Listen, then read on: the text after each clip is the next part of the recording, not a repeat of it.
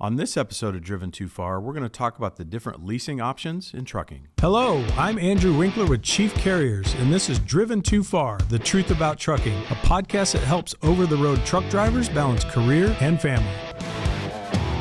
You know, leasing programs are one of the hottest topics in trucking. And for those that are curious about it and maybe aren't sure where to start, we're going to dedicate this episode to talking about what is a leasing program, what are the differences between a company driver and a lease operator, and then we're going to cover a couple different type of lease options that many carriers offer. So let's jump right in. First of all, what is a leasing program? Well, it's probably a change from you becoming a company employee over to an independent contractor. And the lease itself is the act of you leasing or renting a truck from your carrier that you work for. And there's some big differences that you need to know about up front if you're considering doing this. First of all, as a company employee, you know you have a lot of benefits that typically come with the job, and we're talking about insurance and paid vacation, those types of things, sometimes some short-term disability. But when you become an independent contractor, that carrier that you're going to lease onto can no longer offer you those type of benefits. So you're no longer a company employee.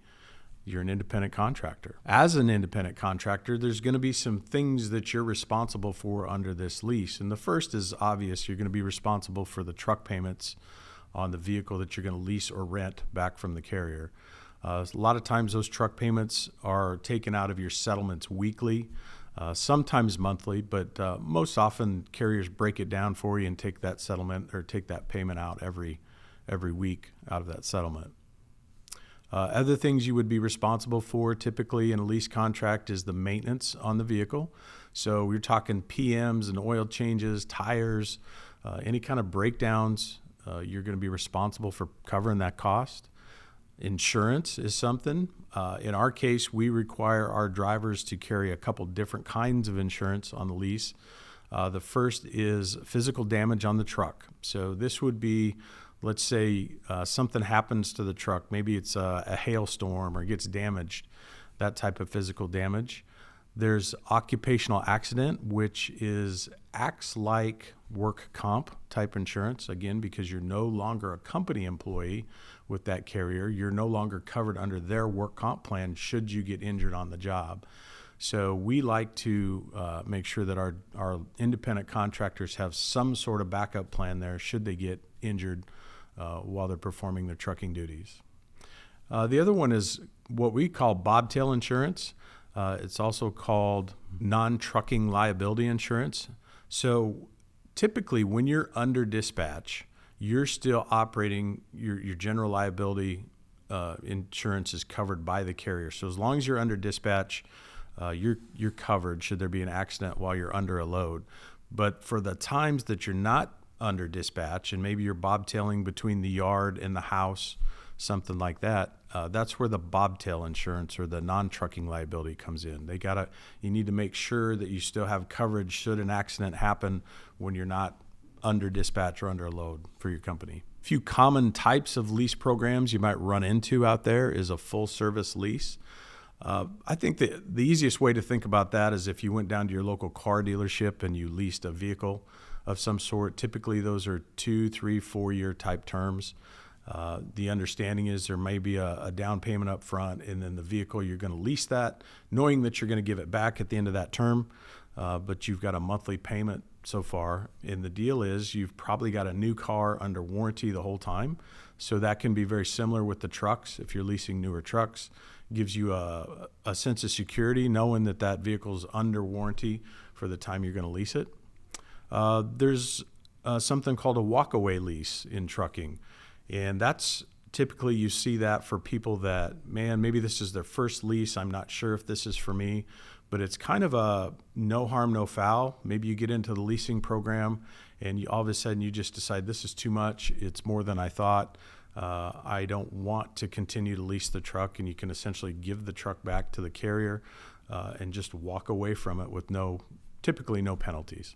And then the last type of lease you'll see in a carrier that's pretty common is what we call a lease purchase program. So the idea is that while you're leasing the truck under that term, those payments are actually going towards paying off that truck. And the idea is at the end of the term, you're actually going to own the truck.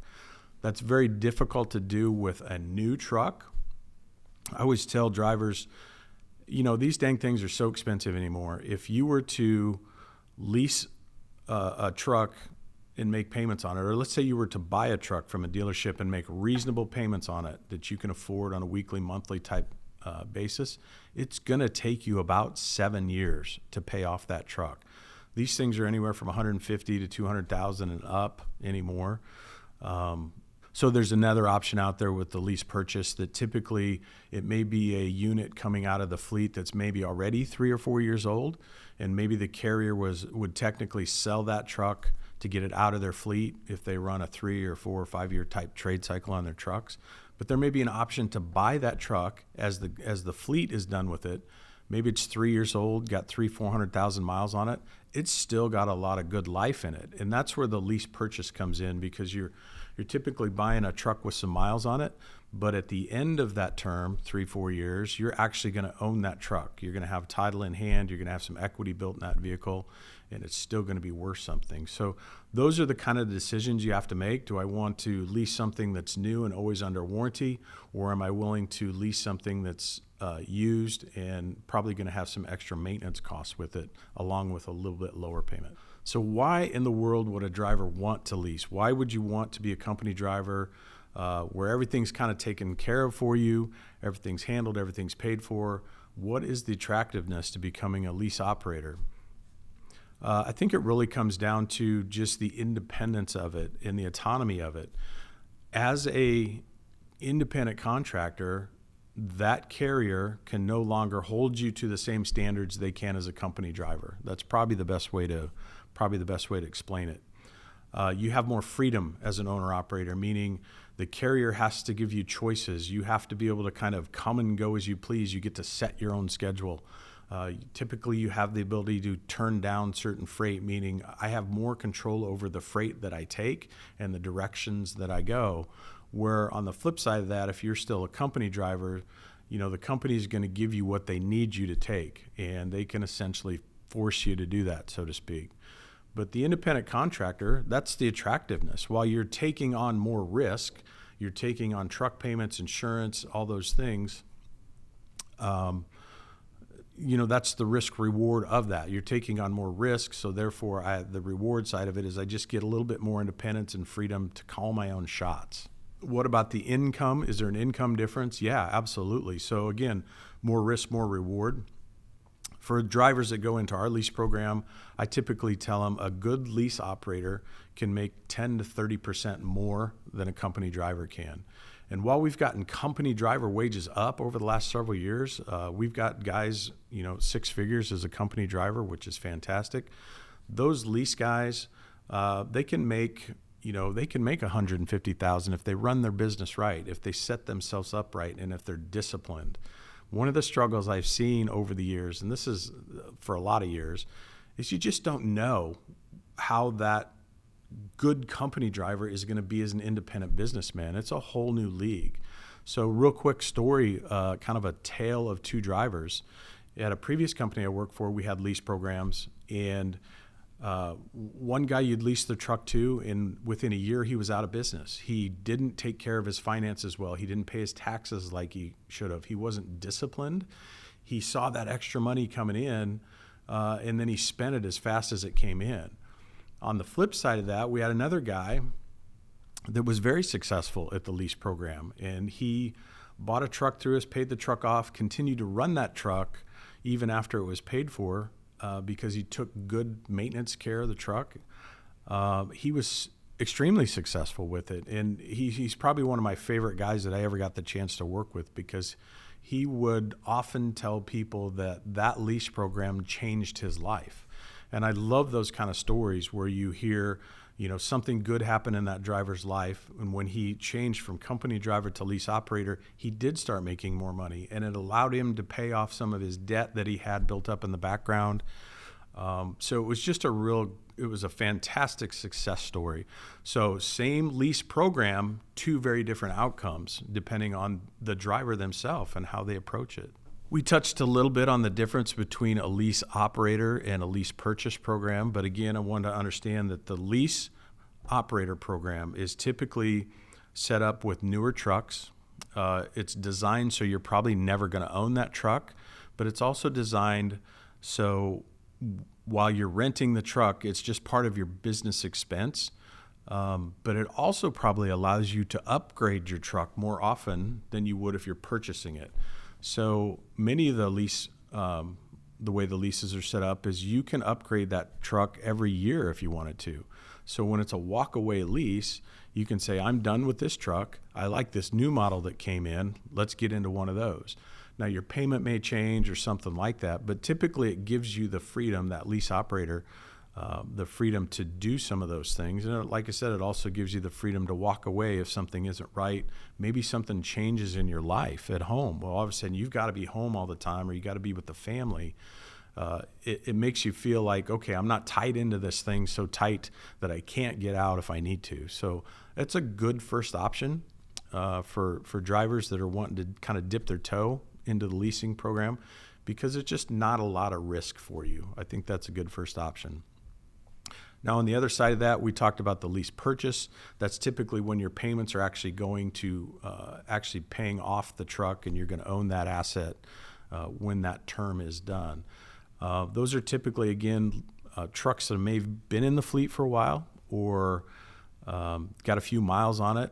And the rub on that is, while the lease operator, new truck, under warranty, probably the whole time you're operating it, the lease purchase truck may or may not have any factory warranty left on it. You need to ask those questions. But typically you'll have a little bit lower payment on the lease purchase. It just means you have to put more money away into your maintenance savings account, because as trucks get older, we're going to have more maintenance issues. They're going to need more attention over time. So what about the motor carriers themselves? Why would a motor carrier want to offer a lease program? Well, there's several different reasons. And if we're being completely transparent, there's some financial advantages for the carrier to offer that. When you think about it, they're passing some of that responsibility back to the driver when it comes to making the vehicle payments, some of the insurance payments. The driver's paying for fuel. That's one of your largest expenses. And then the maintenance on the vehicle. But the good thing is, these programs are typically a win-win. So the carrier wins by pushing some of that expense back to the truck and the driver, but the driver wins as well, because he has the ability to make more money. So if they're designed correctly, they're definitely a win-win. Now, one of the advantages for carriers then too is how they can grow their fleet. So lease programs don't always have to work with you, the driver, leasing a vehicle that's already in the fleet. It means you could go out to Freightliner or some of the OEMs or used truck dealerships. Sometimes they have lease programs as well. You end up leasing the vehicle from them, signing it back onto the carrier that you're working for. So for the carrier, it's a way to grow their fleet while they didn't have to make all the capital investments back in more assets or the equipment. So it's a good way for a carrier to grow, expand the fleet without a bunch of capital investments. We kicked off our lease program a few years back, and this is the reason we did it. It was because it's what drivers want.